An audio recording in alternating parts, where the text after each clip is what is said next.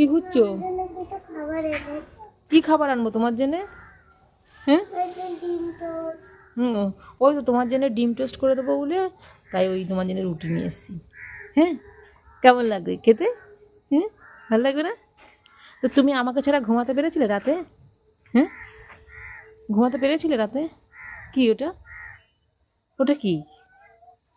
ঘুম হয়েছিল রাতে? হয়নি? তাই? কি মনে হচ্ছিল রাতে? কি মনে হচ্ছিল রাতে? কি মনে হচ্ছিল বলো?